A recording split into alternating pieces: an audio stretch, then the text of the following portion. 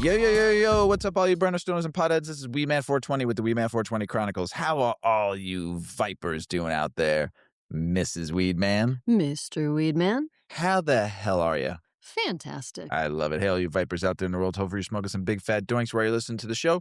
Mrs. Weedman and I are about to get normal with some Runtz, grown by our friend Ignius, and Runtz is an evenly balanced hybrid strain 50-50, created through the delicious cross of the infamous Skittles, and Gelato strains. Named for the iconic candy, Runtz brings on super delicious fruity flavor with tropical citrus and sour berries galore. The aroma is very similar, although with a sharp, spicy pineapple effect that turns slightly pungent as the sticky little nugs are broken apart and burned. The Runtz high comes roaring in a few minutes after your final toke, first hitting your head with a calming lift before spreading its tingly tendrils throughout the rest of your body. Ooh, tendrils. Wow. As the results high expands, you'll begin to feel deeply calming effects spread through your limbs, leaving you totally sedated and couch-locked and movable for hours and hours. I love it. In the end, before you finally fall into a deep and peaceful sleep. Thanks to these effects, and it's super high, between like 19 and 29%, depending on the grow, THC level, Runtz is often said to be the perfect for treating conditions such as insomnia, chronic pain, appetite loss, or nausea, and chronic stress or anxiety.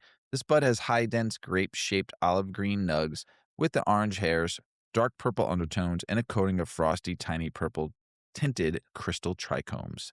The effects: calming, hungry, relaxing, sleepy, uplifting. May relieve anxiety, chronic pain, insomnia, nausea, and stress. The flavors are fruity, pineapple, spicy, sweet, tropical. And the aromas are earthy, herbal, sour, spicy, sweet, and tropical. And that is Runtz. And I'd like to thank our friend Ignius for throwing to the cause. Thank you, Ignius. And we've smoked this on the show prior when we first got it from him. And this strain is very, very good. So well done, Ignius. We appreciate you throwing to the cause. And right now, we are in the frozen tundra of Illinois and the whole Midwest and also the Northeast. But while you're all freezing your buns off, Mrs. Weedman is going to tell you a little bit about 8decades.com. Tell us about it, Mrs.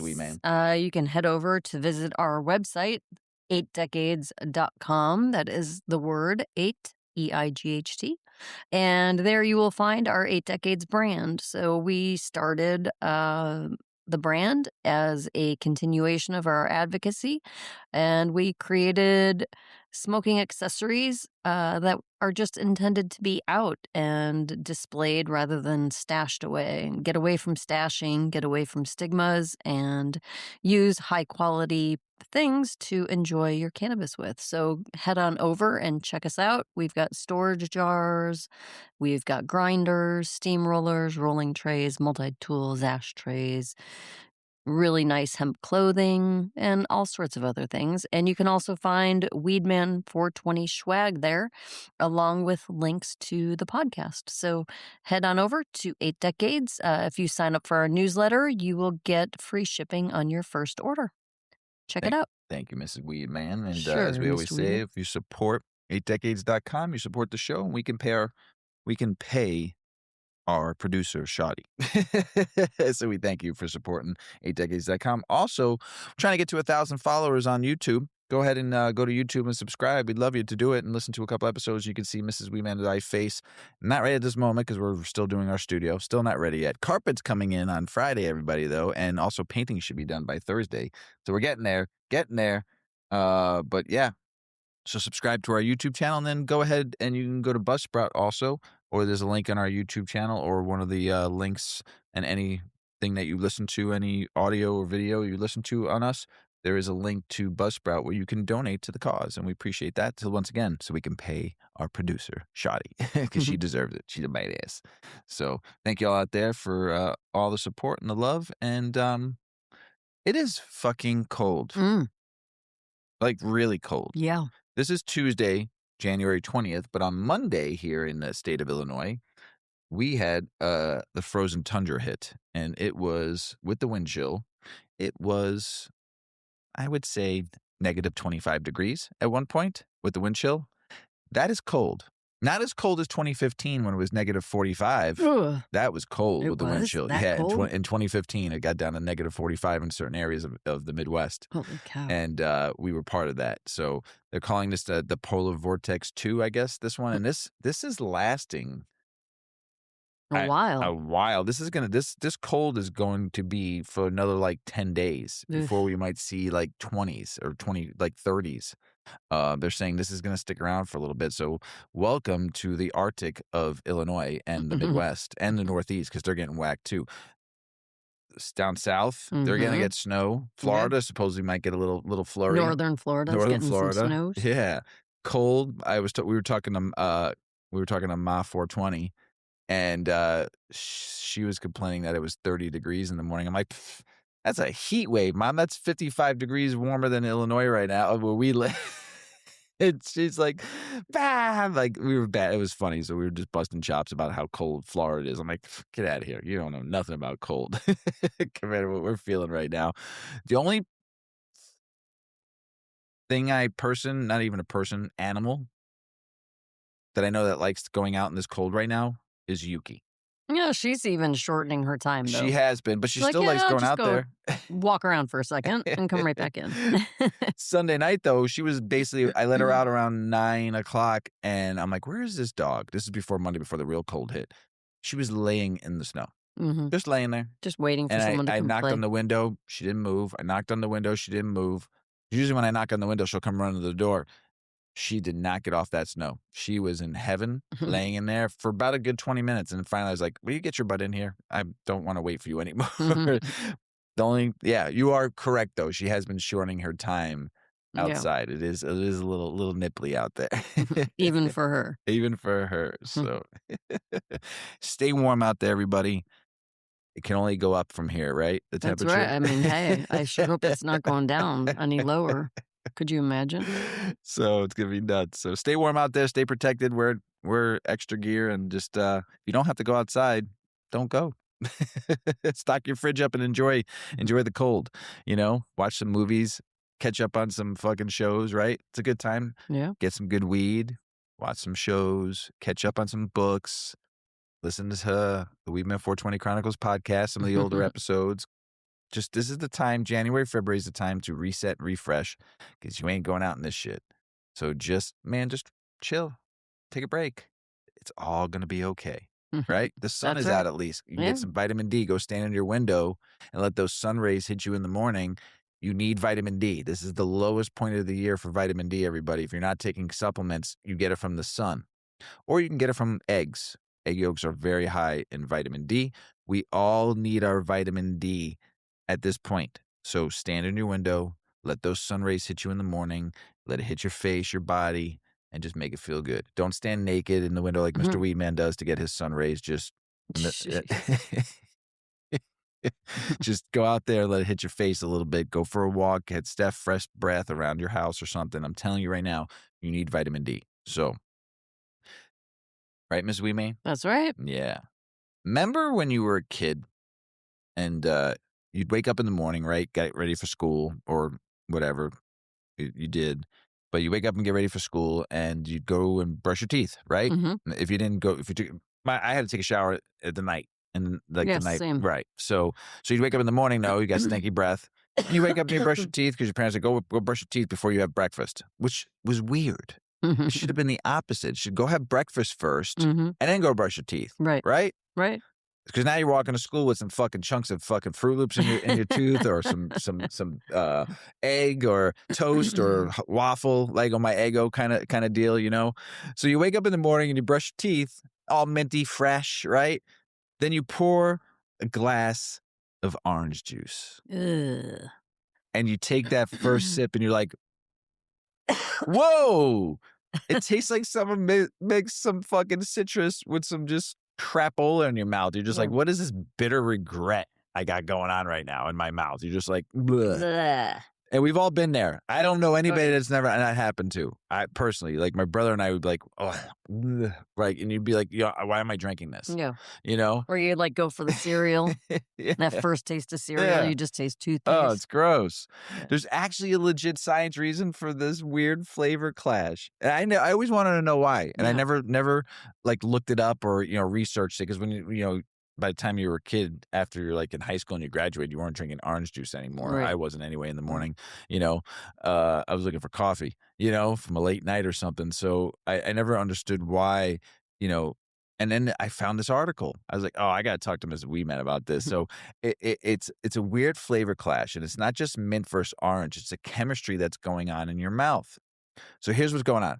Most toothpaste has an ingredient called sodium lauryl sulfate. That's the stuff that makes the toothpaste foam and feel extra clean. Oh. It's basically a detergent, similar to what you find in soaps. Why is that in orange juice? No, that's in It's that's in toothpaste? Oh, What? shit. So, now your taste buds have different receptors, right? Some for sweet, some for bitter. So the sodium lauryl sulfate suppresses sweet receptors on your tongue and breaks down fatty compounds that normally keep bitter taste in check. That means right after brushing, your tongue isn't picking up sweetness at all or very well, Oh, and the bitterness gets turned way up. way up. Oh, weird. hmm So when you hit that orange juice, that Tropicana that I used to like to drink, Oh, yeah. everybody liked good Tropicana. When I was That a was kid, good when I was a when kid, I we didn't were like kids. pulp. I didn't like pulp when I was Minute a kid. Maid. Yeah, but we had that Minute Maid was the cheaper brand. So that's Oh, when was it? Tropicana wasn't on sale, we got Minute Maid. But when we got Tropicana Oh, no yeah. pulp, my brother Bigfoot and I would drink the whole thing. To my Oh, I parents would be wanted the pissed. pulp. Yeah, we didn't like pulp when we were I kids. did. When I got older, I did. But when Right. I was young, I wanted just straight Tropicana. It was so good, so sweet, and just so tingling on the tongue. But even that didn't withstand the fucking sodium lauryl Yeah. sulfate toothpaste because we were just like, I ain't brushing my teeth until I'm not wasting Tropicana. Right? Yeah. Tropicana was the high end. Yeah, it's That expensive. was the good shit. Yeah, you even lived in Florida. It Oh, wasn't any cheaper there, though. no, it wasn't. So when that orange juice hits your taste buds, which normally is sweet with just a little tang, your mouth suddenly can't taste that sweet part anymore. But everything bitter and acidic gets amplified times 10. Remember, like you're Yeah. scraping that off your tongue. You're like, what the hell's Bleh. going on? Yeah. That's why your juice goes from fresh Bleh. to what the F did I just drink? In about one sip, right? It's that first sip. Yeah. You took, bleh, bleh. Bleh. But don't panic, everybody. It's okay. Tell your kids it's going to be okay. It's only temporary. And after a few minutes, your saliva replaces what was disrupted and your taste buds go back to normal. So some folks even switch to SLS-free toothpaste that I didn't know you couldn't get that. So if you want to enjoy their OJ right after brushing, which is still just weird to me. Yeah. Right? So that's a weird science behind the worst morning combo since decaf coffee and dry cereal. Right? Little did we know, Mr. Weedman. I'm telling Little you. did we know. Toothpaste, then orange juice. Next time, maybe have your OJ first, or just brace yourself for that bitter ride. Ugh. But, I mean, you're putting something acidic in your mouth, right? And you got morning breath. Start with food and then have your OJ. There you go. Yeah, save the OJ. Yeah. And you're supposed to, anything acidic like oranges and lemons, you should have food in your stomach. Your stomach's yeah. already acid as it is, breaking down food, and all of a sudden you decide to throw some extra OJ in your stomach, Yeah. but just on an empty Hello. stomach. Hello, acidic Hello, heartburn. combustion. Yeah, thank you, Mrs. Weedman. She called it. Hello, heartburn. Be nice to the belly. That was something I never knew. Did you? I didn't know that. No. I had no idea. Crazy stoner thoughts. This is what we try to do when we have our banter talk bullshit stuff and before we get started with the show.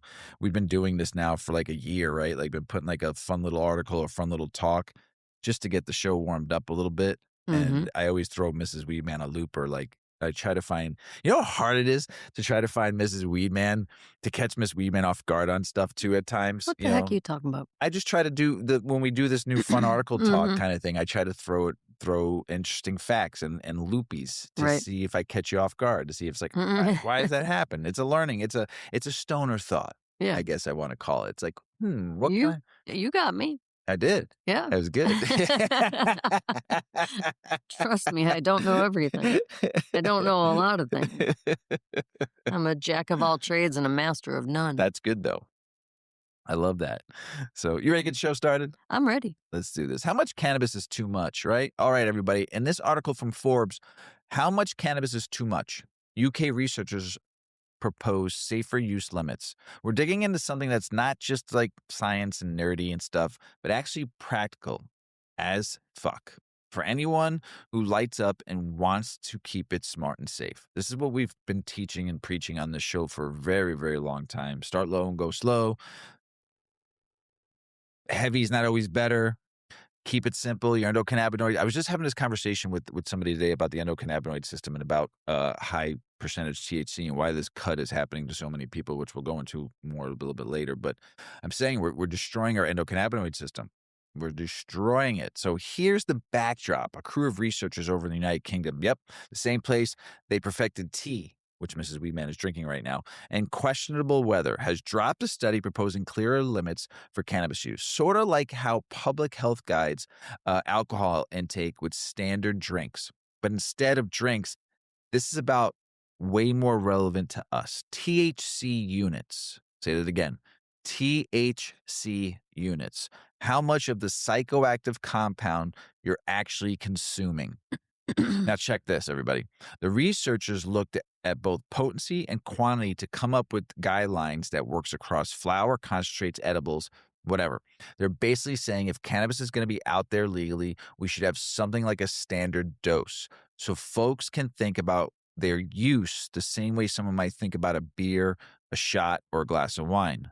Right? Because you see that on the table. You have the beer with the 12-ounce beer and how much alcohol, how you have a glass of wine, 12-ounce glass, or what is it, 8-ounce glass of wine, and have the dosage on there. And then you have your 1-ounce shot of Right. vodka, they just say. So it just breaks down all three.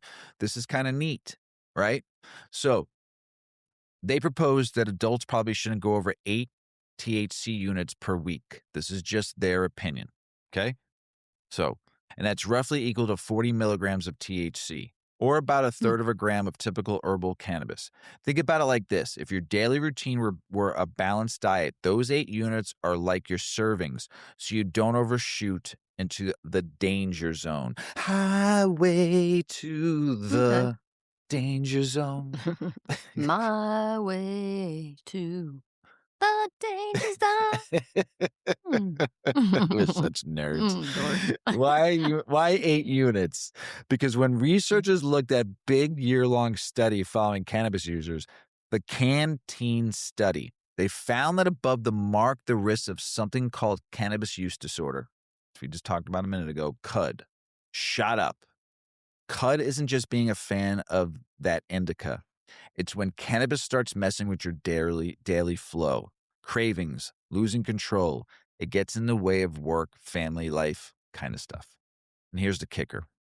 Above about 13 THC units per week, the risk jumps even higher. So these limits are not random numbers. They're rooted in data, not guesswork.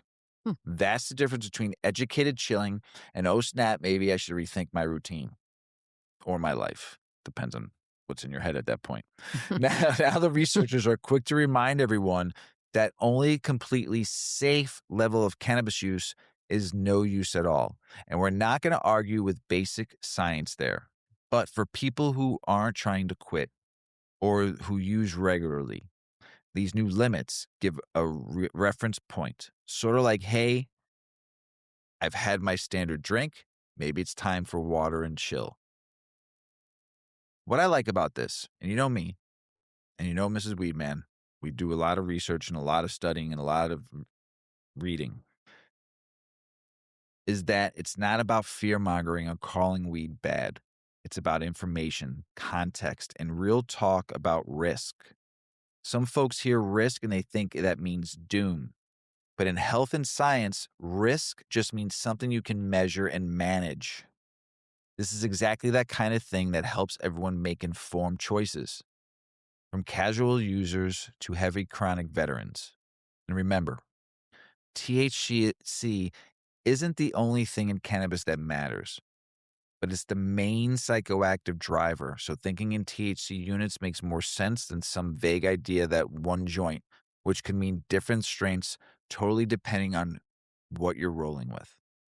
So that's the lay of the land from the UK, Forbes reported. Safer use guidelines that feel more grounded than just don't overdo it. This gives us a number, gives you a reference, and a starting point to talk about responsible consumption. And that's the vibe we can get behind here on the Weedman 420 Chronicles. Right, Mrs. Weedman? That's right. I think so. Hopefully, like I said, it's a study. It's coming out of the UK, which is not even legal in the UK. They have a very small medical program, and they're doing research like that. And I think it's very good that we have some kind of standards starting to be put in place with something like that, because the new consumer or the not everyday consumer or non-experienced consumer, these kind of standardizations, just like beer and wine and hard liquor, it takes the guesswork out. Mm-hmm. And it gives a new Helps people be more informed consumers. Yes, 100%. And Yeah. then you can learn what your body can take, not just handing somebody a 98% a 90% cart and say, here, hit this 3 or 4 times and you'll be just fine. Meanwhile, they're done. Well, and cannabis hypersemesis syndrome, I'm probably not saying that quite right, but that's the reaction that some people have to cannabis, where they get paranoid and they get nauseous. So every time then They're not even thereafter, just getting nauseous. They're straight up they're vomiting constantly right. for hours, right? Yes, it's bad. Yeah. Like, you might have to be hospitalized calling for it stromining. dehydration. Yeah, right. So now they're coming up with like new terminology because that like didn't put enough fear into people, because it's not very common. It's actually quite rare. Maybe you could vomit from cannabis, but it doesn't mean you have cannabis hypersemesis. It's a very severe reaction. Yeah. But there's other people who, like, how frequently we speak to people and they say, oh, I used to smoke so much and then I just got to this point I couldn't anymore. I just started getting too paranoid. And a lot of the theory on that is that you've just overconsumed THC. You were, like, there's a limit with everything. Mhm. And there's time that your body needs to digest and to get rid of things. And so if you're just constantly taking in this high dose of THC day in and day out and day in and day out and day on, just hammering your body with THC at really high levels constantly, your body just doesn't have any time to do anything with all of it, to process it all. You're probably not even feeling that much effect from it, because that tends to be what's happening, is you're Right. kind of chasing that feeling of getting stoned, and it's taking a shit ton of THC to get there. But now you've just kind of killed your endocannabinoid system, and now you're not really feeling high. And so when you get to that point, like, how did I get to this point? What were you talking about? Overuse. Overuse. Oh, Yeah. okay. So I'm on topic. Yeah. Standards, having Yeah. standardization. Yeah. Having standardization so that hey, if you want to be a wake and baker and you just want to be fried all day long, so be it. Who fucking cares? You do you. Yeah. But if you want to have longevity and intentional use with your cannabis and feel more medical and health benefits from it, you got to kind of know what you're doing, and you got to pace yourself and kind of dose yourself, and you have to learn what that dose is for yourself. And you probably will not experience paranoia because you're not over consuming THC. Mhm. So standards and all of this data and all of this research that we just always are pushing and talking about needing is so that we can get to that. So we can get to this point where, hey, perfect combination for me is like a 17% THC and like a 5% CBD. And then I want like a 8% THCV in there. Mhm. That's me. Mix that up for me. And I Yeah. want it all to come from the cannabis plant. I don't want it Mhm. coming from fruits and vegetables and flowers and things. Synthesized stuff. I don't want it coming from like squashed down and over processed hemp plants. Mhm. I want it coming from cannabis, Yeah. pure. Yeah. I want full spectrum bud. I want everything I can get out of it. Mm-hmm. Dial it in and create that strain for me. Mhm. Could you imagine if we can get to that? Soon. I mean, farmers are happen. doing it. Farmers are doing it all day It's long. gonna happen. Yeah. So anyway, the standards would be good. I love when Mrs. Weedman gets on her soapbox. I got there. It makes me feel it makes me feel really funny. Like when I used to climb the rope in gym Get class. outta Funny. here. Just Mrs. Weedman plugging gets my on a earbuds. soapbox point, I tell can't you hear what. you. I'm There's just drinking my tea. there's a scene from Waterboy when the coach, the real Louisiana coach, the real, he couldn't even understand him because he spoke such Southern Louisiana, and he was wearing like overalls and his no shirt on, and the water boy scored a touchdown, and he's up there smiling. He starts grabbing his nipples and pulling him, and the crowd's going wild behind him. That's what I feel like when Mrs. Weedman gets on the soapbox. You're such a weirdo. I am. I'm your weirdo, though. Yeah. So, hey, this is exciting news here. Hemp roots offer new opportunities for farmers and cancer research, and for cancer research for children, right? This is pretty big. And I'm super excited about this. And remember, I've always said the whole plant is medicine. I've talked about the roots, right? Ms. Weeman got up and got some more tea, and I've talked Recording in the about kitchen. yeah, So, we are. We're still recording in the kitchen, and but I've talked about the roots, and I've talked about making teas out of them. This is groundbreaking stuff right here. So, Ms. Weeman, Yeah. take it away. All right. In the ground, and you're going to have to just bear with me. I'm coughing up a storm, but I'm drinking my tea. I've got my lozenges. I'm working on it. In a groundbreaking study, scientists at the U.S. Department of Agriculture, Agricultural Research Service, redefined the value of roots in industrial hemp, providing new opportunities for industrial hemp growers and opening new avenues for pediatric cancer research. While the above ground part of cannabis sativa L plants, or industrial hemp, is widely recognized for its broad range of uses, including fiber production, grain, as a source of protein and oil, its roots have often been unutilized. This is because, until now, they were not considered to hold significant value. Dr. Corey Brownstein, a research chemist with the National Center for Agricultural Utilization Research in Peoria, Illinois, noticed a strange substance showing up in his analysis as he was studying the chemical composition of hemp roots. Intrigued by these findings, Brownstein led a team of researchers to further investigate and analyze this chemical substance to determine its precise structure. The analysis showed the substance was multiple compounds, 4 in total, that researchers predicted through structural modeling to be neolignans, natural products with similar structures formed during the plant's biological processes. Although molecules with similar properties have also been found in other plants, such as paper mulberries and a tree native to Sumatra and the Malay Peninsula, this is the first time such molecules have been isolated from hemp roots. The research team spent 3 years isolating and purifying these compounds, a process they described as complex and increasingly difficult. Due to the potential activities of the molecules, the researchers were determined to understand their nature and uncover the complete narrative behind them. The team also collaborated with scientists at the Pediatric Oncology Laboratory at the University of Illinois College of Medicine, Peoria, where a team of researchers found that these molecules showed moderate activity in killing pediatric cancer cells in the laboratory setting. Refining and understanding the effect of this molecule on pediatric cancers will open new alternatives for children's cancers that are unresponsive to current therapies. We believe this new discovery offers industrial hemp growers a potential new revenue stream from a part of the plant that was previously overlooked, said Brownstein. Unlike crops such as corn or soybeans, we have multiple uses. Hemp has been limited in scope. But if we treat hemp as a multi-use crop, we can expand its application and market. Paper, grain, fiber, and now potentially pharmaceutical compounds from the roots.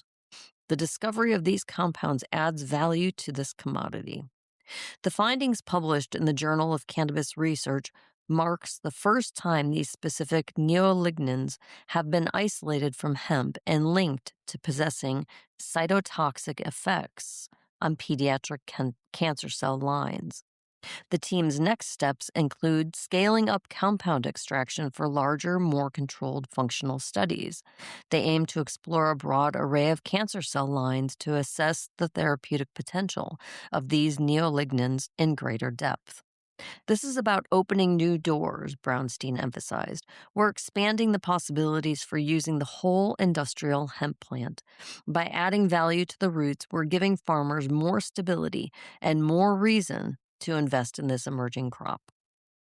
I like to say one thing. Yes. Shout out to Peoria, Illinois on that Yeah, one. yeah, yeah. Peoria, Illinois, baby. Peoria. This research came from Peoria, Illinois. Home team. Home team. I don't know why we have this like little spot in our heart that like just thinks Peoria is Oh, I so love Peoria, sweet. Illinois. Yeah, it's I just a love it. great I've been town. traveling there when I sold beer. Yeah. When I sold beer, Mhm. you've came down there with me. Mhm. I have really close friends down there. I've had a lot of fun in Mhm. Peoria. One of the distributors who was some of the greatest people ever, the Jokishes, they always have a place in my heart. Mhm. All of these shops down there, all the cannabis shops that I've been going to now since 2020, since I started in the industry, uh, all of them have Just a lot of Peoria yeah. has grown in cannabis too. They're very cannabis friendly. There's something like 10 dispensaries and one in Pekin, just north of Pekin, in Pekin, just north of Peoria, and or south of Peoria, sorry. And it's just a great town. It's a great town. I mean, just great people. Good food scene, good bar scene, good dispensary scene, and they have a donut shop there. I can't remember the name of the place. It's got a big fucking rooster on the building. Remember I brought you home those glazed Yeah, donuts? yeah. The So best. good. If you don't get there by 6:00 in the morning, though, you're shit out of luck. And if you don't order your donuts 24 hours to pick them up at 6:00 in the morning, Wow. you're shit out of luck. There's a little old man that works in the back that does all the fucking donuts. His wife and one other person who Wow. takes the orders comes to the car if you need something, or he drops them out when you. Unbelievable business. Packed Hmm. 6 days a week. I think they're closed on Sundays. Packed. Wow. And they open at like 5 in the morning. Hmm. That little old man is a beast. I was there. He has his dough ball, probably 250-pound dough ball, just sitting there banging, just rolling, Wow. bang, psh, twirl, twist, bang, twist, boom. Unbelievable. So I can't remember the name of it, but it's got a big, large rooster on the front of the fucking building. It's, oh my gosh. Let's move on. This article comes from the Grant Press Tribune. Lifted, not reckless, how cannabis and fitness are finding common ground. We've talked about fitness and cannabis a bunch of times. We've talked about Mr. Weedman doesn't like smoking weed and working out. I get stuck on the bench for 15 minutes and don't move. So let me tell you, it's a vibe shift from the old school gym bros giving stink eyes to blunts rolled next to dumbbells. 10 years ago, you'd get looked at sideways for even thinking about cannabis plus workouts. Now, athletes, casual gym fans, runners, lifters, folks are talking about how cannabis fits into their exercise lives and, more importantly, how to do it responsibly. Here in Illinois, there's the Runners High Club, which is pretty neat, First up, the biggest point of the whole article: know thy body. Cannabis hits every person differently depending on tolerance, strain, dose, and how you consume it. There's no one size fits all. And the article drives home that you absolutely should not be getting high and hopping in the car. Plan your session. Smoke when you get to the gym, in your car before you go into the gym or a workout spot. Leave time after consuming, and treat cannabis like anything else that alters perception. Respect equals, or is, shouldn't say equal, is greater than regret every time. Now, let's talk why some people are into this combo. A bunch of fitness folks report that cannabis can enhance focus during workouts, especially with strains that lean, uplifting, or energizing. That's a big deal when you're doing repetitive movements or exercises that require serious mind-muscle connection. I mean, if being lifted helps you dial into your breathing and techniques, that can make your reps feel cleaner and your session feel more present. And yes, and yeah, there's a pain management angle too. Some people use cannabis for reduction of discomfort, inflammation, joints stiffness, or that dreaded delayed onset muscle soreness that happens like 2 or 3 days later after a big heavy day of legs. Remember those, Mrs. Weedman? Like you don't Now feel do it. I? You don't feel it. Yes. You do legs on Wednesday. You don't feel that pain until Friday, Saturday. You're Friday. like fucking A, So and cannabis is good for that.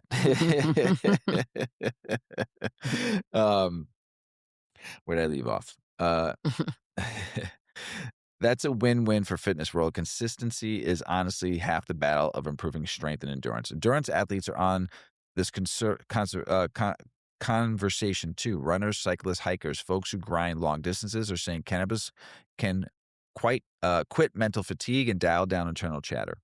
That shift from focusing on how tired you are to enjoying the groove of the movement. It's powerful for motivation and stress reduction. There's also this thing a lot of strength trainers talk about. They call it better pump. It's not that cannabis builds muscle right there on the spot, but when you're super dialed in to what your muscles are doing, you're pushing with intention. Better awareness plus good training structure plus solid rest equals improvements over time. This article makes it clear that cannabis uh, complements discipline. It doesn't replace it. I thought that was great, Mm. what they said on that one.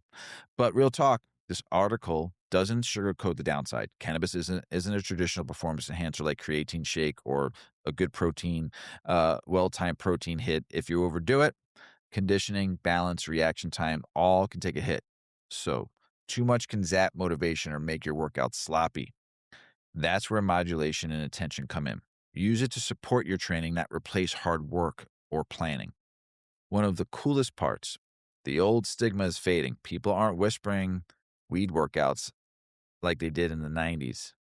Cannabis is being talked about alongside supplements, recovery, tools, mindfulness practices, all pieces of personalized wellness puzzle. For adults who choose responsibly, cannabis and fitness can coexist without one clashing with the other. Bottom line, from the Grants Press Tribune piece, fitness isn't a one-size-fits-all. Cannabis isn't a one-size-fits-all, but with respect, self-awareness, and safety in mind, being lifted and being fit no longer have to live in separate worlds. Yay. So here's a listener tip. If you're mixing cannabis and fitness, start low and go slow, especially before a workout. 1 or 2 puffs, not a full send. Low dose edible with a little THCV in there. Woo, and some CBC. Focus, focus, focus. So 2 milligrams of each or 1, 1, and 1. Perfect. Focus on mind-muscle connection, hydration, and proper warm-ups. Save heavier sessions for recovery time, not PR day. And remember, never drive, never rush, and always listen to your body. Lifted is cool, reckless is not. And look, nobody's saying you got to hit a dab and then try to max out your squats. This ain't the X Games. We're talking intention, not intimidation. If a little lift helps you lock in, breathe better, and actually enjoy the workout, cool. If it makes you want to sit on the bench scrolling your phone or not move like I do for like 15 minutes and someone comes and say, you're done with that bench, that's your sign to switch strains or save it for after. And know thyself, stay hydrated. Remember, progress is built 1 rep at a time. That's right. Not 1 rip at a time. Truth. Truth will set you free. Right, Mrs. Truth. Weedman? Truth. Another good article that I did not know about, and I thought this was really good. And the unexpected interaction between CBD and THC in caffeinated beverages. Yeah, this is really interesting. And the caffeinated beverages is the big kind of ingredient that becomes concerning. So, a new study suggests that adding cannabidiol, commonly known as CBD, to products containing caffeine and delta 9 tetrahydrocannabinol, or THC, can intensify the drug's psychoactive effects and increase impairment. That's crazy. So, CBD, like we already know, THC has been added and made into cocktails with caffeine, but now the addition of CBD, it increases it. That's crazy. Yeah. Because on the alternative, if you are high with THC and you want to mellow out your high, you can consume some CBD and it takes your high down. Mm-hmm. But not if there's caffeine involved, maybe. Right. Mm-hmm. Interesting. It's the opposite. So the research indicates that while caffeine alone does not substantially alter the body's processing of THC, the addition of CBD changes how the body metabolizes the intoxicating compound.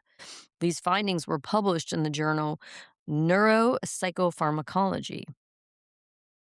The legal landscape for cannabis is shifting rapidly across the United States. State level legalization and federal provisions such as the 2018 Farm Bill have led to a proliferation of cannabis-derived products. One emerging trend is in the commercial marketplace is the sale of beverages that mix cannabinoids with caffeine. These products are often marketed as energy boosters or alternatives to alcoholic drinks. Despite the growing availability of these mixtures, very little scientific data exists regarding how these chemical constituents interact within the human body. Public health officials and regulators lack precise information on whether combining stimulants like caffeine with depressants or psychoactive compounds like THC creates unique safety risks. Most existing knowledge comes from animal studies, which have suggested that caffeine might worsen memory deficits caused by THC. To address this gap in knowledge, a team of researchers led by Justin C. Strickland at Johns Hopkins University School of Medicine conducted a controlled investigation. They sought to evaluate the isolated and combined effects of these substances. The researchers aimed to simulate real-world usage patterns to understand the potential risks facing consumers who purchase these premixed cocktails. Stimulate, simulate, Stimulate, kind of simulate. same in a little bit. Yeah. The study recruited 20 healthy adults to participate in the experiment. The group was evenly divided, 10 men and 10 women. All participants had a history of using cannabis and caffeine, ensuring they were familiar with the substances, but they were not heavy or daily users. This selection criteria helped ensure the results would apply to the general population of casual consumers, rather than just chronic users with high tolerance. The investigation utilized a double-blind, randomized, placebo-controlled crossover design. This means that neither the participants nor the research staff knew which drug combination was being administered during any given session. Additionally, every participant underwent all 4 experimental conditions at different times. This rigorous structure allowed the researchers to compare an individual's reaction to the drug mixtures against their own baseline, reducing the influence of personal biological differences. Crazy.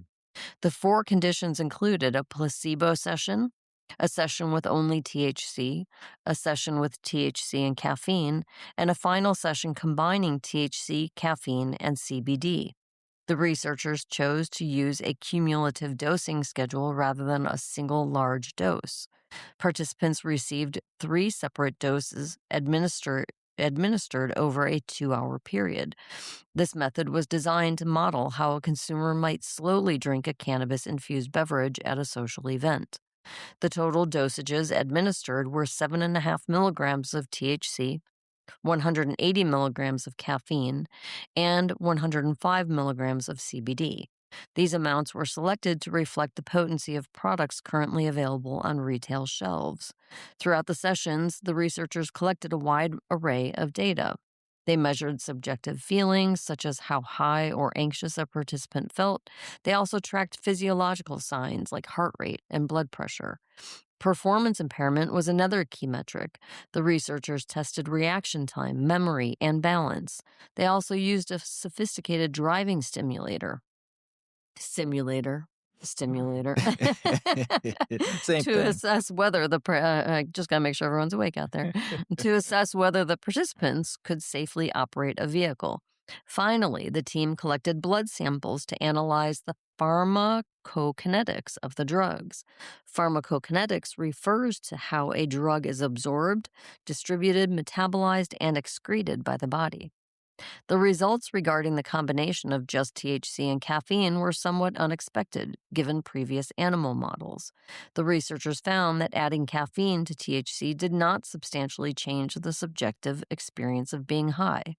Participants did not report feeling more intoxicated, nor did they feel significantly more alert compared to when they took THC alone. The metabolic data confirmed this observation. Caffeine did not alter the concentration of THC in the blood. Crazy. However, the team did observe a subtle but potentially risky signal regarding decision making. When participants consumed the THC and caffeine mixture, they expressed a slightly higher willingness to drive compared to when they consumed THC alone. This increased confidence occurred despite the fact that their actual driving performance on the simulator remained impaired. This disconnect suggests that caffeine might mask feelings of sedation without restoring the physical and mental skills necessary for safety. The findings shifted dramatically when CBD was introduced to the combination. When participants consumed the mixture of THC, caffeine, and CBD, they reported stronger subjective effects. They felt higher and experienced more anxiety than they did with THC alone. Objective tests mirrored these reports.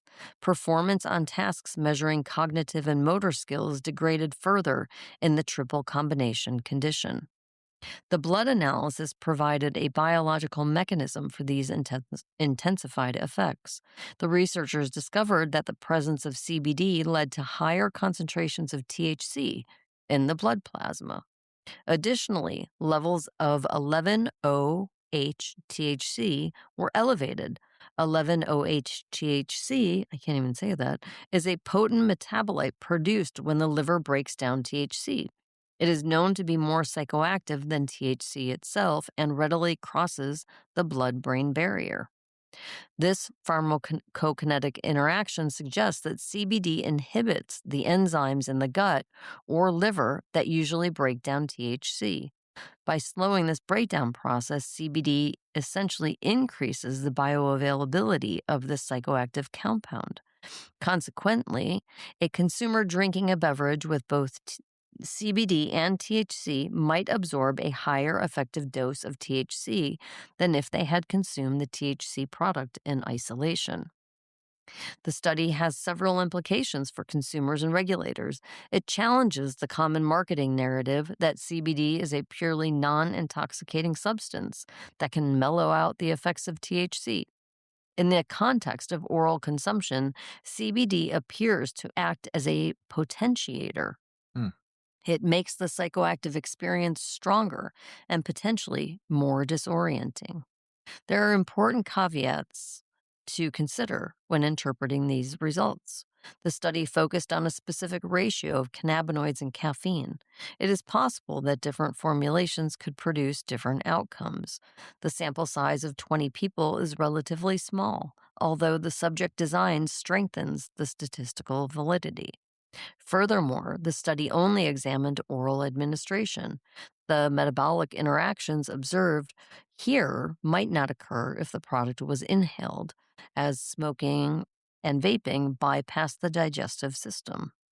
Further research is needed to explore a wider range of doses.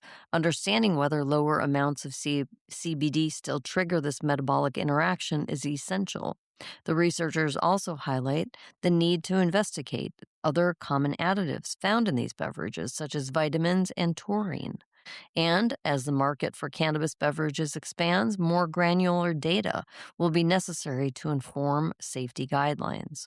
The authors note that these interactions should be a factor in regulatory decision making. Current labels often list the milligrams of THC and CBD separately.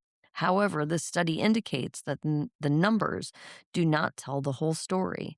The biological interaction between the ingredients alters the final effect on the user. Woo. In conclusion, regarding the CBD interaction, the researchers state the robust alteration of delta 9 THC induced effects and delta 9 THC pharmacokinetics by CBD further emphasizes the importance of considering full cannabinoid profiles. Broadly, this data highlights the importance of considering drug combinations and interactions in future cannabis regulatory decision making. So, if you ask me, this is a perfect cart before the horse situation. Products came to market faster than regulation and testing. So Mhm. it's just this whole trial and error, and the hemp market blew up, and they started putting all sorts of things together, and nobody was stopping them, and people were Mad buying it. scientist. And yeah, Like, we have no idea what any of this shit's gonna do to Throwing people. stuff in the Yeah. fucking A little beaker bit of this bongs and a and little just bit of shaking it that. around and Give drinking it to it, the going, "This people. works. Fucking give it to them." Give it to the people. They want it. And guess what? They buy They do. it. Oh, Yeah. shit. That was a good article. That was crazy. Yeah. So, political state and business news. Congressional leaders have agreed in a new federal spending bill to continue blocking Washington, D.C. from legalizing adult use marijuana sales, keeping commercial cannabis out of the nation's capital, despite local support and years of gifting style workaround markets.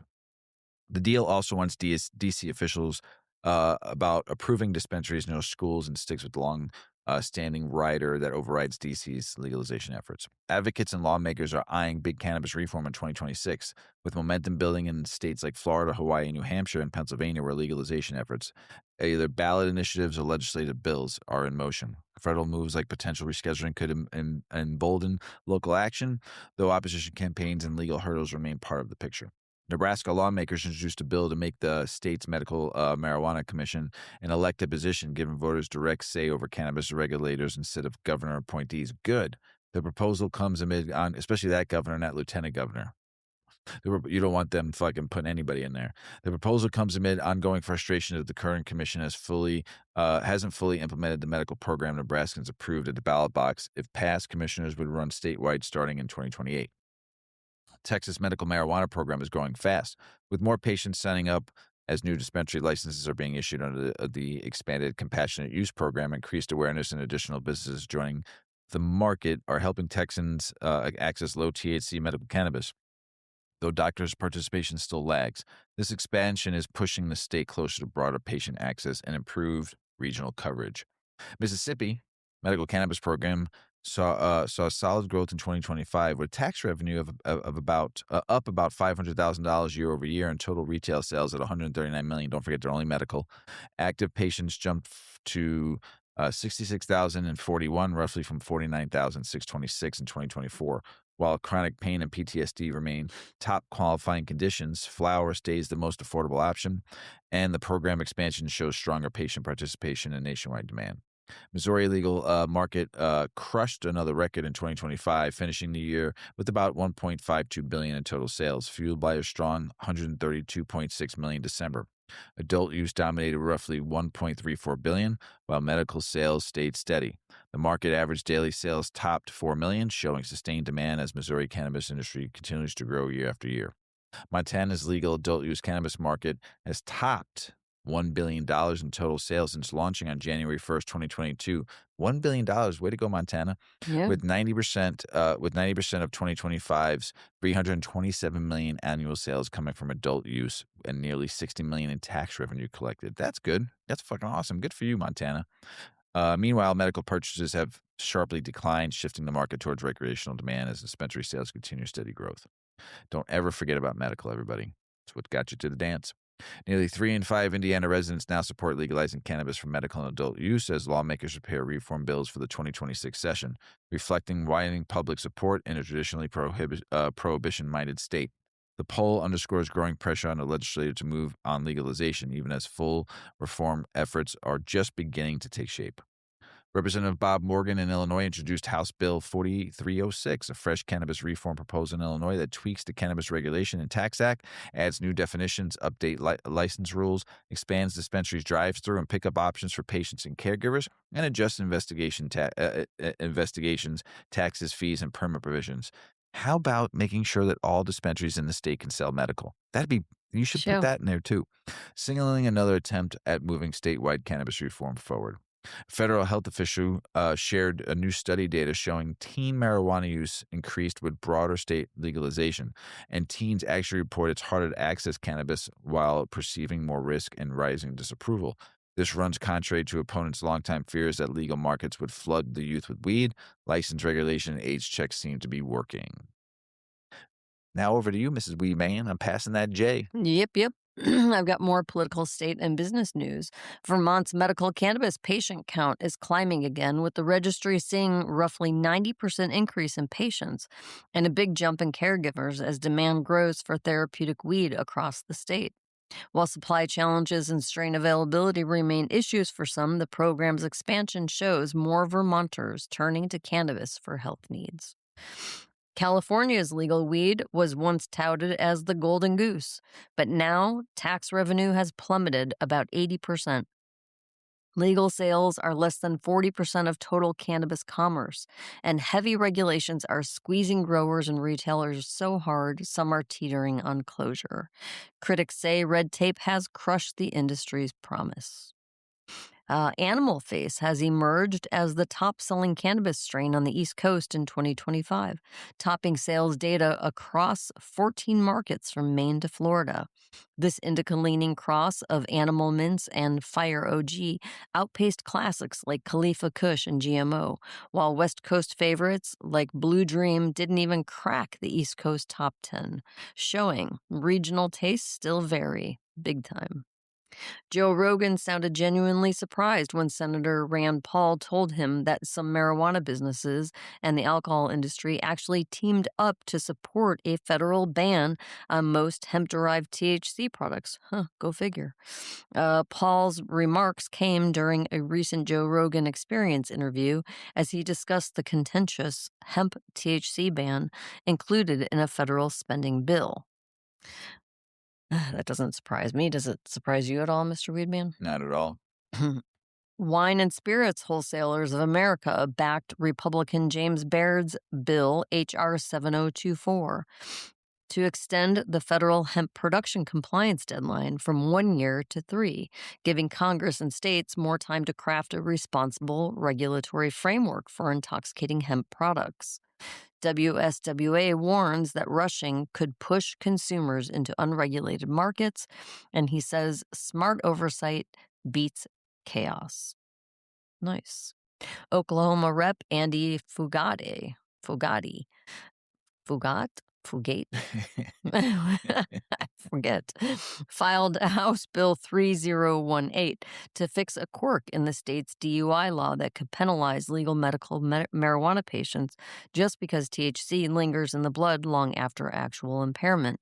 The bill would exclude marijuana and derivatives, it would exclude marijuana and derivatives from aggravated DUI blood tests while keeping common sense field sobriety checks intact.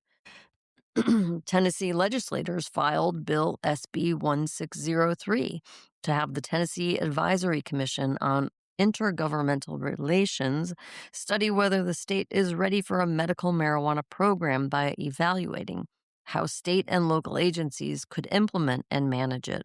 It doesn't legalize medical cannabis yet, but could lay groundwork if lawmakers decide to move forward.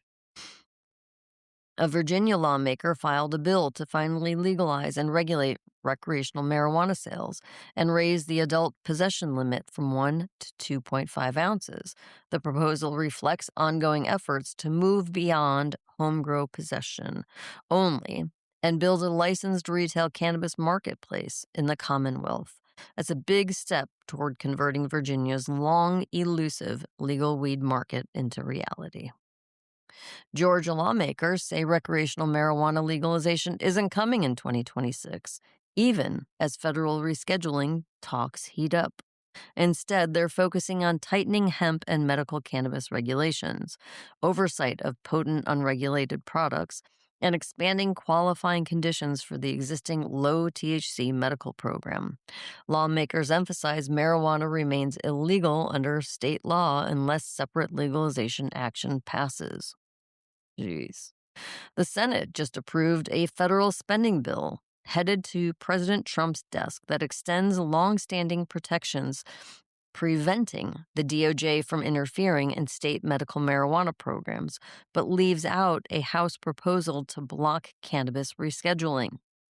Advocates were glad the state protections stayed, even as rescheduling language was dropped, keeping this year's medical cannabis shield intact. Thank goodness. Yeah. There are big steps forward and backward in cannabis all around the world.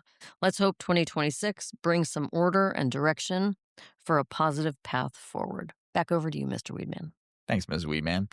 Kentucky's medical cannabis program just hit another milestone with the opening of its second licensed dispensary, Speakeasy Dispensary in Lexington, expanding patient access beyond the first shop in Beaver Dam.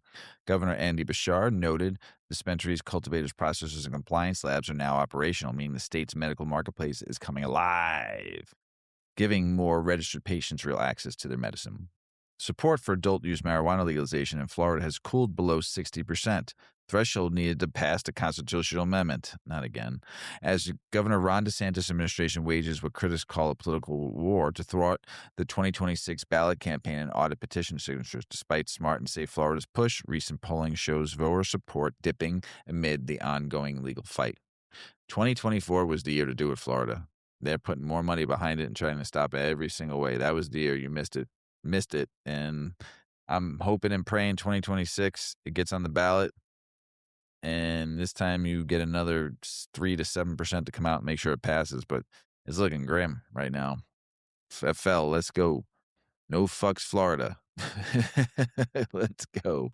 In Piqua, Ohio, cannabis dispensaries generated more than $400,000 in tax revenue that city leaders are now going to use to maintain and upgrade 16 parks. That is so good to see tax dollars going in the right direction. Cannabis tax dollars, including the beloved Mote Park where families play. Local residents hope that the funds will bring more community events and improvements instead of letting the space sit idle. Cannabis cash turning green buds into green spaces. A campaign by Ohioans for cannabis choice to put the referendum on the ballot to overturn the Senate Bill 56 hit a roadblock when the Ohio Attorney General rejected its petition summary as misleading and inaccurate. Petitioners must fix the language and resubmit before they can move forward, while with giving voters a say on repeating the controversial cannabis law changes.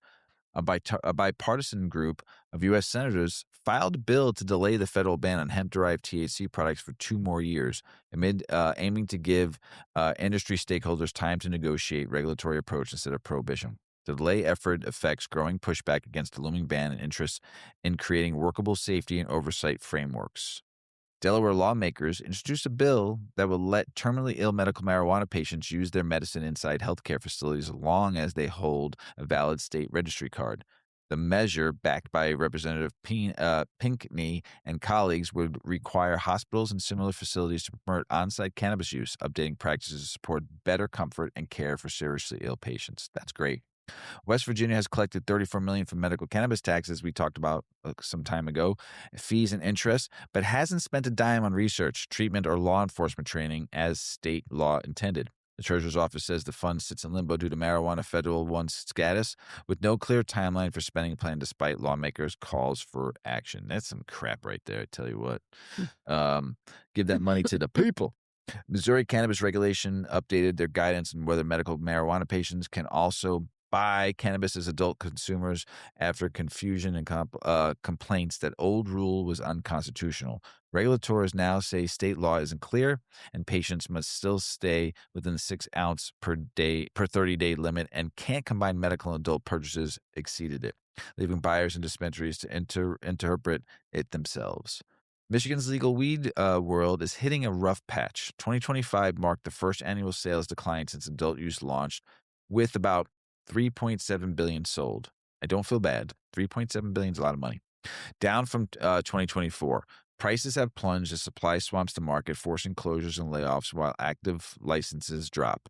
A controversial 24% wholesale tax is now in effect, adding to the already heavy levies and sparking challenges. Meanwhile, lawmakers are pushing a statewide cannabis reference lab bill to standardize testing and curb lab shopping, aiming to tighten quality oversight as the industry navigates major growing pains. There is one thing Michigan should be looking at. Michigan's legal market has generated $13.23 billion in recreational sales since the start of adult use in 2019. That's some serious business. That's fucking insane. I understand you got to dip in sales. You got to think too. It's not that you're not getting less customers. It's your prices are so fucking cheap. If I can get 1,200 milligrams of edibles there for fucking $25, five packs, 6 packs of 200 milligrams for $25, One pack here of 100 milligram in the state of Illinois, if it's not on sale, cost you $22. Hmm. Now think about it. Right. 6 packs at $20, $120. Your 3.7 billion, you would have sold a little bit more there. You price compressed yourself so bad. I get it, but I'm just saying. I mean, but still, $13.23 billion in recreational since 2019 is fucking sick. Insane. Insane. In the membrane.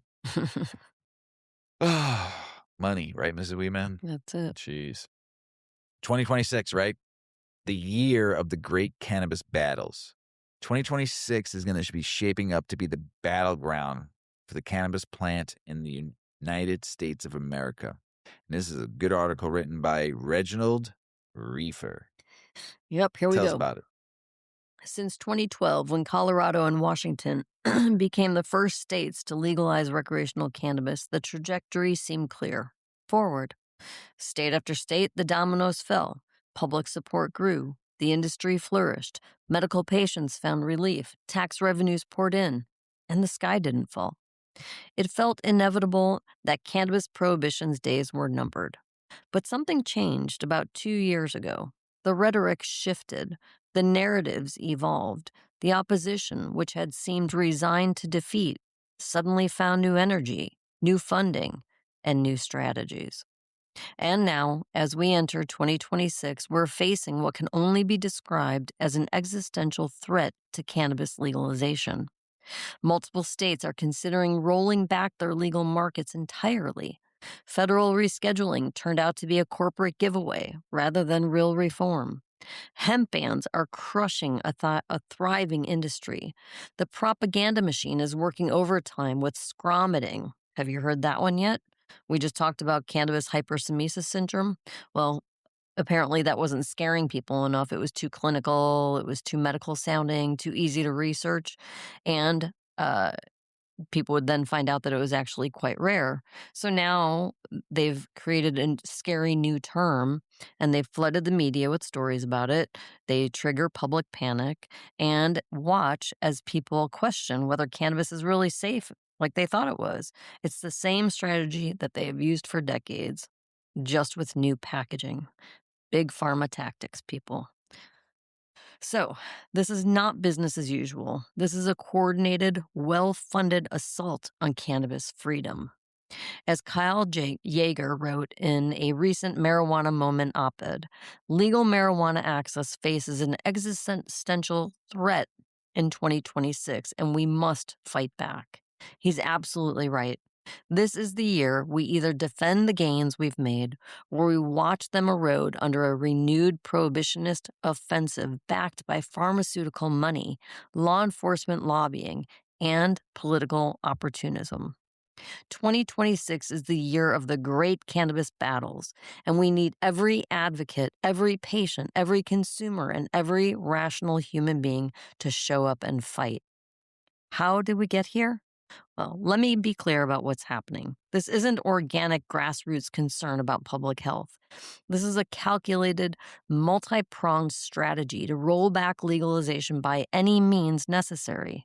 Multiple states with existing legal cannabis markets are facing serious campaigns to repeal legalization entirely. These efforts are funded by big pharma interests, alcohol industry lobbying, and private prison corporations, law enforcement agencies who are protecting drug war budgets, and parent groups funded by pharmaceutical companies. Congress effectively killed the $32 billion hemp-derived cannabinoid industry, putting 150,000 plus jobs at risk and handing the market back to cartels and black market operators. Trump's reform, quote unquote, turned out to be exactly what critics predicted, a big pharma giveaway that creates pharmaceutical grade compliance requirements small businesses can't afford while doing nothing for consumers or criminal justice. Coordinated media campaigns around scromiting, heart problems, mental health crises, and potency panics, all timed perfectly to coincide with legalization debates and repeal efforts. Even in legal states, new regulations are making it harder for businesses to operate, reducing product variety and pricing out small operators in favor of large corporations. This is not coincidence, people. This is strategy. And it's working because cannabis advocates have become complacent. We thought we'd won. We thought the momentum was irreversible. We thought public opinion had shifted permanently. We were wrong. The prohibitionists never gave up. They just changed tactics. And now they're coming for everything that we've built. Why does 2026 matter more than ever? Because several states will vote on whether to maintain their legal markets. If even one state successfully repeals, it provides a blueprint for prohibitionists everywhere and shifts the narrative from inevitable progress to reversible mistake. Schedule 3 implementation, if it happens, will determine whether the federal framework supports or crushes state markets.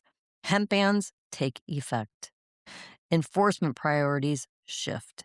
The uncertainty alone is damaging markets and deterring investment. The opposition is better funded than ever. Pharmaceutical companies are pouring money into anti-cannabis efforts. They've learned from their losses and adapted their messaging. They're using public health language while protecting private profits. Public opinion can still shift. Despite majority support for legalization, the support is not deeply rooted. Fear campaigns work. Misinformation spreads. Without active counter messaging, prohibitionists can erode public support gradually.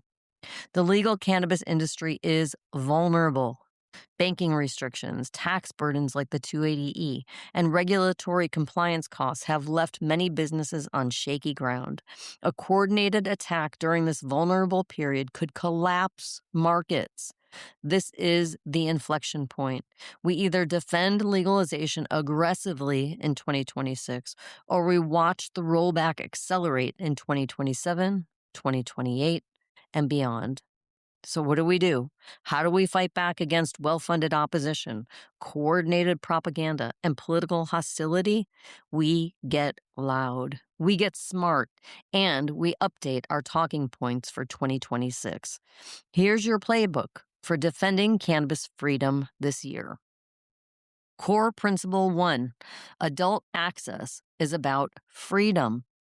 When discussing recreational legalization, this is about giving adults who pay taxes, work, and contribute to society a choice of recreational substances other than alcohol.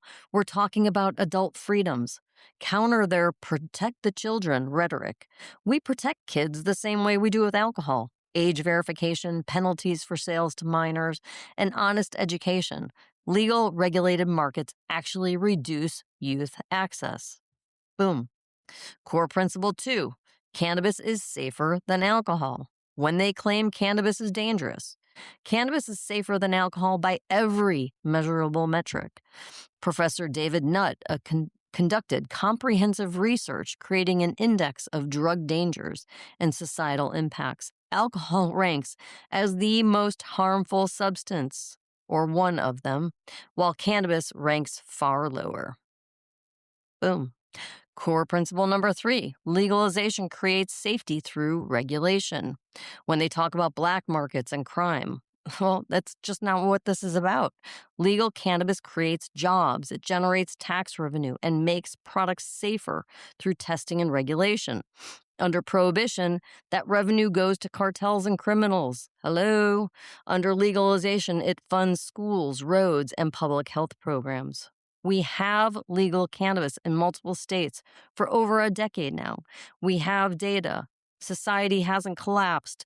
Teen use hasn't skyrocketed. Crime hasn't increased. Tax revenues are in the billions. These aren't theories. These are facts. Core Principle number 4: Evidence over fear. When they cite health concerns, I agree that nothing is without risk, which is why it's important to study, research, and educate people about cannabis. But here's the irony: prohibition prevents research. Under prohibition, we can't study it properly. Under legalization, research entities have access And we learn more than ever, allowing us to properly inform people before they use it. Come on, it's so simple. Acknowledge concerns while demanding honesty. Like this has got to be like a conversation. It's like when you are just hammering someone and telling somebody and barking at somebody why cannabis is good, you're not going to get their attention. Bring it down to just a level headed conversation and have answers. Counter their objectives, Mm-hmm. counter their objections. Yeah. That's the better Handle word. those objections too. That's right. Yeah. Acknowledge concerns while demanding honesty. Yes, cannabis affects the developing brain. So does alcohol. So does sugar. So do smartphones. We manage these risks with age restrictions and education, not blanket prohibition. Let's be honest about risks while also being honest about relative safety. Core principle number 5, home growing is a fundamental right. Yes. When they oppose cultivation, cannabis is a plant. People should have the right to grow their own food and medicine at home. If you don't need to be dependent on big pharma or corporations for your health, you should have that right. This is basic self-sufficiency and autonomy. And connect that whole principle to broader principles. The right to cultivate plants for personal use is fundamental to liberty. Governments don't belong in your garden dictating what you can grow for personal consumption. Period. Mm-hmm. Boom. Boom. You like that? Boom. I like boom. Core principle number 6, life, liberty, and the pursuit of happiness. That's a boom right there. A fundamental argument. Your life, liberty, and your pursuit of happiness are inalienable rights. No politician should convince you otherwise. None. If cannabis contributes to your happiness, your health, or your quality of life, and you're an adult harming no one, it's your right. The government exists to protect your rights, not dictate your personal choices. Mm-hmm. This is the principle that cannot be compromised. So use these points effectively and stay principled. These talking points aren't about winning arguments. They're about stating fundamental truths that remain valid regardless of political climate or propaganda campaigns. Don't get defensive. You're not asking for special permission. You're asserting fundamental rights. Frame it that way. And use comparisons. Alcohol is your best friend in these debates. It's legal, it's dangerous, and everyone understands it. Cannabis is safer, period. And cite evidence. Refer to actual studies, real data, concrete examples from legal states. Just don't make claims that you can't back up, because you're going to lose legitimacy. Have them listen to the Weedman 420 Chronicles. Yeah. And acknowledge concerns without conceding the argument. Yes, there are risks. That doesn't mean therefore prohibition. It means therefore education and regulation. Mm-hmm. And make it personal. Tell people why you use cannabis. I use it because of a medical condition. I use it to relax. I use it to get creative. It helps me with this or it helps me with that. Why should it be illegal when alcohol, which is dangerous, is sold in every grocery store? And then turn it back on them. Why are you more concerned about adults using cannabis than alcohol deaths, the pharmaceutical opioid crisis, or how about actual violent crime? Why are you worried about weed? Essentially, fight or fall back because we're losing ground. The momentum that felt inevitable 3 years ago has stalled. The opposition has regrouped, refinanced, and returned with better tactics. They're not just defending prohibition anymore. They're actively rolling back legalization gains. Multiple states may repeal their legal markets in 2026. The federal hemp industry is being destroyed. Schedule 3 benefits corporations while screwing consumers. Propaganda campaigns are shifting public opinion. Small businesses are being crushed by compliance costs and banking restrictions. If we don't fight back loudly, aggressively, and strategically, we will lose. But here's what gives me hope. We have truth on our side. Cannabis is objectively safer than alcohol. Legalization demonstrably works better than prohibition. Adult freedom is a fundamental right. The prohibitionists have money, but we have facts. They have fear, but we have experience. They have corporate backing, but we have grassroots passion. This is winnable, but only if we actually fight. So here's what I'm asking from every person hearing this: show up, attend town halls, contact representatives, vote in local elections, join advocacy organizations. Don't assume someone else will do it. Speak up, use these talking points, educate your family, challenge misinformation, write letters to editors, comment on social media, make your voice heard. Mm. Support the industry. Buy from legal sources when possible. Support small businesses over corporations. Help legitimate operators survive the assault. Donate to reform organizations like NORML, Marijuana Policy Project, Drug Policy Alliance. These groups need funding to counter pharmaceutical lobby money. Don't let them take your weed. Seriously, this is about more than cannabis. It's about freedom, autonomy, and the right to make personal choices. Mm. If we let them roll back cannabis legalization, what next? 2026 is the year of great cannabis battles. The prohibitionists are coming for everything we've built. They're well funded, well organized, and highly motivated. But so are we. Or at least we better be. Because if we sit this one out, we lose. So let's stand up, fight back, and defend our rights. Our rights. The stakes couldn't be higher. The time to act is now.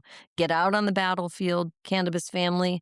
Bring your facts, your passion, and your refusal to back down, because we're not going backward, not without one hell of a fight.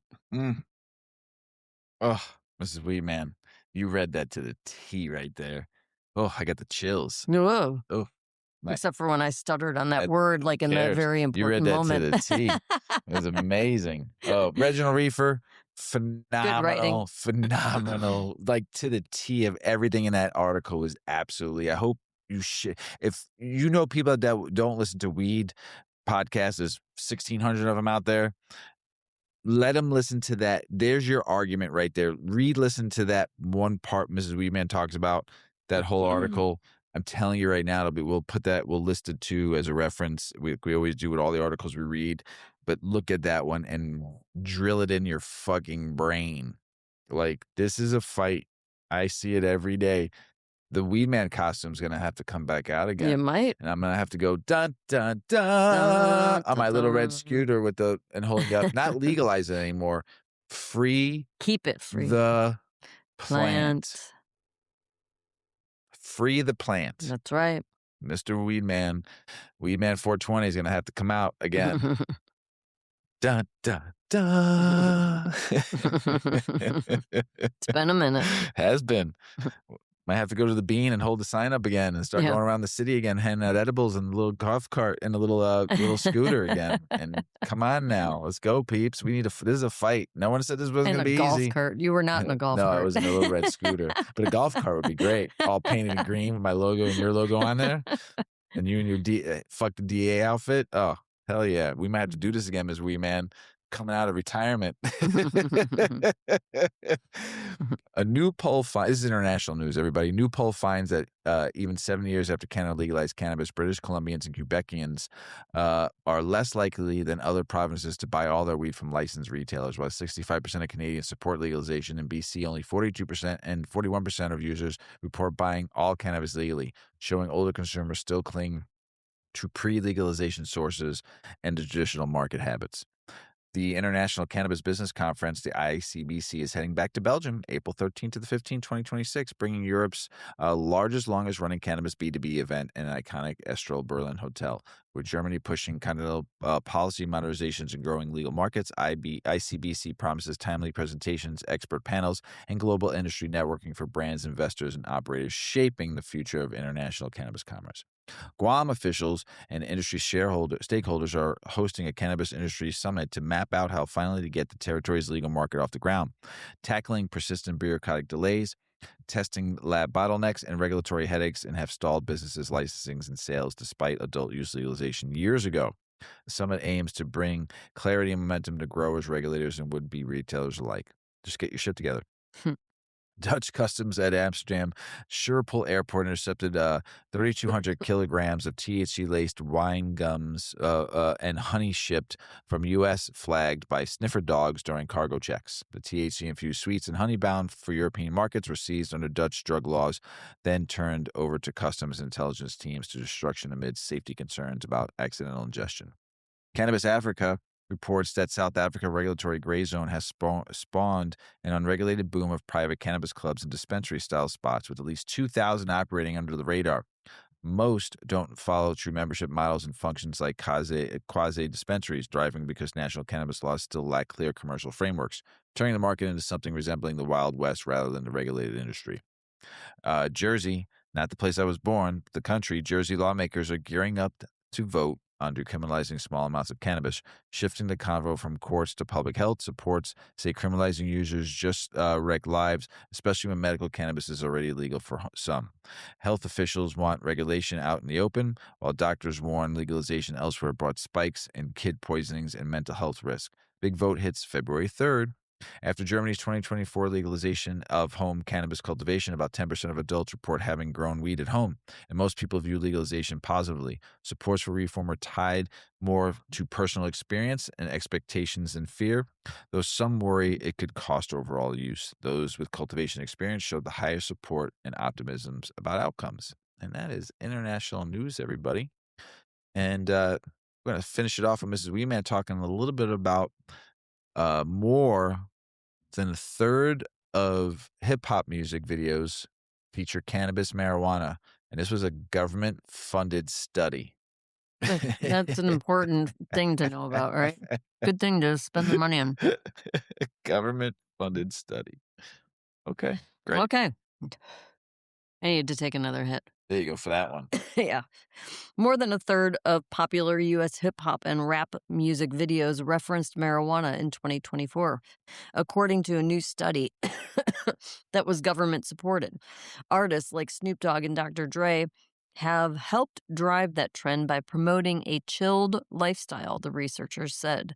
According to the analysis, which was funded by the Ministry of Justice and Health in the German state of Schleswig-Holstein, 37% of U.S. hip-hop and rap videos from 2024 YouTube Top 100 charts featured cannabis references, while 41% of hip-hop and rap music videos talked about cannabis. The study from researchers at the German Institute for Therapy and Health Research found that only 2% of songs and other genres originating in the U.S. mentioned marijuana. That was a run-on sentence, wasn't that? I feel like that one went on for a bit. Cannabis has been firmly anchored in the U.S. hip-hop scene since the 1990s and has been particularly influenced by artists from the American West Coast, the study published in the journal Substance Use and Misuse says. Historically, cannabis has been embedded in American hip-hop culture through the Afro-Caribbean and African-American subculture and is favored by widespread legalization, they said. Hip-hop and rap has helped inform culture and policy over the years, and it will come as no surprise that Snoop Dogg's influence in the U.S. continues to play a role in the U.S. in this movement. Weldon Angelos, a cannabis activist, I can't get my words out. I think I'm going to put that joint down. Weldon Angelos, a cannabis activist and music producer who worked with Snoop Dogg, told Marijuana Moment that hip-hop didn't just reflect cannabis culture. It helped normalize it. I was first exposed to marijuana through artists like Dr. Dre and Snoop Dogg, and years later I ended up working alongside them in studios where cannabis was simply part of the creative process. Angelos, who received a presidential pardon for a marijuana-related conviction during the first Trump administration, said. That visibility mattered because millions of people were watching and listening, he said. Long before the laws changed, hip-hop helped shift public perception and move cannabis from something taboo into the mainstream, helping them make reform possible. Snoop acquired the music label Death Row Records in 2022, and the cannabis icon has been leveraging that legacy platform to create an intersection between culture and the plant. While he might be best known as a prolific consumer, Snoop has also advocated for reform, which includes calling for policy change in the NBA so that players could freely use cannabis off the court. He said last year that he supported the reform based on the medical side of it, the health benefits, and how it could actually help ease opioid use, pills they've been given, and injections. So keep fighting the good fight, Snoop. We hear you. Yeah, love it. Love it. Yeah, I mean, you know me, I've been listening to hip hop since Forever. yeah, since like 78 when I first heard it on the radio in the Bronx, New York. So and we were buying tapes from people. I mean, I was young, but I mean, I had an older cousin, so and that's how I got to learn about hip hop music. And then breakdancing hit, and it was all about hip hop for me. I mean, and But marijuana didn't show up in hip hop until like MTV, oh no, late 80s, oh early no, 90s. It was in old music videos. oh yeah, not videos, No, because there but wasn't songs, anything. but No, I songs. know, but Yeah, you're talking we're about talking about the videos. visual Yes, part of yes, it. yeah. I mean, there was no You would video. hear them talk about it, but you Yeah, wouldn't see them smoke it no, until like the like 90s. yes, you're Yeah. 100% correct. And that is the whole like Dr. Dre, Snoop Dogg Mhm. influence. And it Yes. really that if you think about that, it really did normalize it. Mhm. Yeah, Yeah, a lot for a us lot. anyway. Hmm. I mean, it was normal regardless, but it made it more mainstream, I Yeah. guess. And people were starting in the 90s to really talk more about their weed use, Hmm. you know. Yeah. So good for hip hop. I love you, hip hop. You make me happy. Ms. Wee Man, Mr. Weedman, that's the end of this show. that's all. Got anything else to say before we go? Everybody have a great week. If you are in the Midwest, stay warm and seek shelter. If you're having issues with heat at your home, don't try to tough it out because it's going to be cold. Oh yeah. It already is, but it's just going to keep getting colder. Yeah. So So stay safe, stay warm, stay lit, all that good stuff. yep. Drink some hot cocoa too. Cocoa. Hey, everybody out there in the world, we love you. Thanks for listening, sticking with us all these years. We appreciate you. As Paulie always says, smoke smart, puff, puff, and away. Puff, puff, pass. Check out our cannabis lifestyle brand online at 8decades.com. Our custom smokes and accessories are perfect for your coffee table, bedroom nightstand, or kitchen counter. They're designed for you to show them off. The Canna community is also loving our hemp and cotton blend t-shirts, sweatshirts, scarves, and hats, finished off with our 8 Decades logo. We've got some awesome long-lasting goods that will be your favorite for years to come. 8 Decades, because a ninth decade of cannabis prohibition isn't acceptable.